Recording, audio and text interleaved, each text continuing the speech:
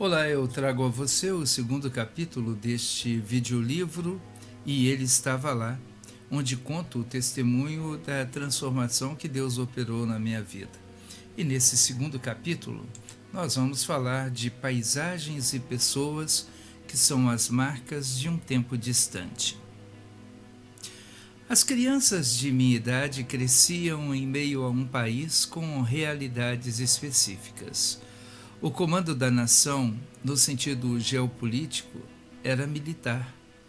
A educação ministrada a todos era, desde as primeiras aulas, centradas na moralidade, na ética, no civismo, visando promover o desenvolvimento do cidadão.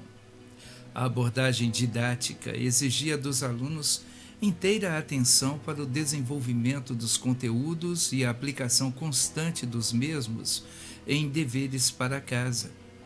Múltiplas eram as vezes em que nos víamos a decorar em geografia as capitais nacionais e mundiais, e também em matemática, na obrigatoriedade de memorizar fórmulas e regras.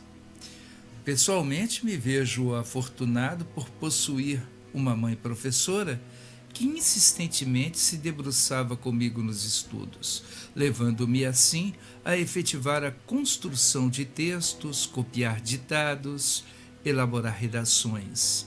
Sua insistência e perseverança serviriam de base para que hoje pudesse me comunicar e expressar com mais qualidade. Habilidades estas fundamentais para a missão dos meus dias futuros. Aquele apartamento que era embelezado por papéis de parede, móveis rústicos, lustres muito belos, tinha em sua sala de jantar ou na escrivaninha do nosso quarto o lugar das horas e horas de estudos e escritos, aos quais eu nem sempre me afeiçoava. Até gostava de geografia, história, mas as exatas me eram desafiadoras e indigestas.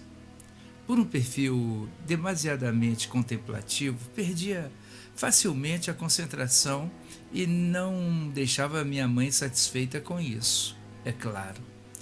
Achava interessante assistir à televisão, especialmente o mistério que se fazia antes de a programação entrar no ar, com a TV ainda em preto e branco, anunciando com uma faixa de cores em preto, branco e cinza, escalonadas para menor ou maior tonalidades, que estava próximo o início dos programas favoritos. Os desenhos animados e as séries americanas de humor e também de aventura, todos estes eram ansiosamente esperados.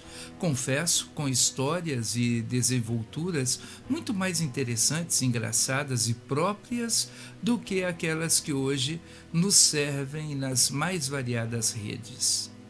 Fosse pela manhã ao chegar da escola ou pelo fim de tarde após os estudos, nosso entretenimento predileto estava na novidade que a televisão havia se tornado para os lares brasileiros.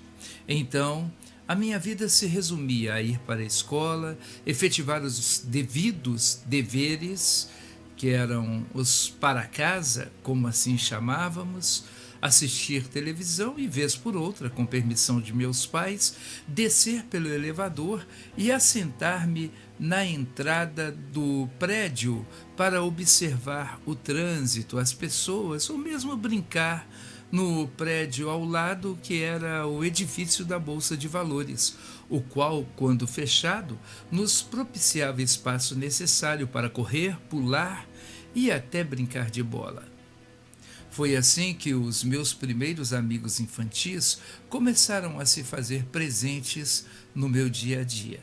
Ali também podia avistar a torre da TV Itacolomi, rede televisiva de Belo Horizonte que retransmitia então a Rede Tupi em seu antigo formato, vindo depois a chamar-se TV Alterosa, que hoje é filiada ao SBT. A Rua dos Carijós, à altura de onde o nosso condomínio estava, tinha como esquina outra rua importante, a Rua da Bahia, e começava a partir do rio Arrudas, o qual corta grande parte da região central de Belo Horizonte.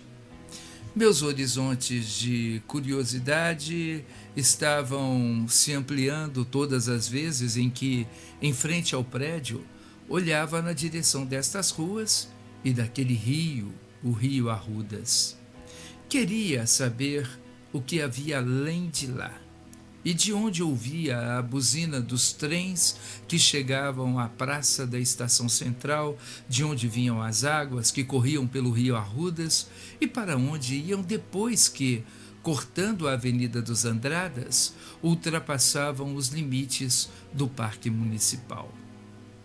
Esta curiosidade despertou em mim o desejo de explorar, conhecer, ousando ir além dos limites permitidos pelos meus pais, fazendo isso sozinho ou algumas vezes acompanhados pelos amigos do prédio com os quais aprendi a brincar, especialmente os de maior idade que eu. Acredite, só estou aqui para lhe contar essas coisas porque ele estava lá. Mesmo em explorações territoriais desprovidas da autorização paterna e que ignorava os riscos de tal impropriedade, ele estava lá. Mas sobre isto eu vou compartilhar com você no próximo capítulo. Então, até a próxima vez, quando falaremos um pouco mais de como Deus me acompanhava mesmo antes que eu o conhecesse.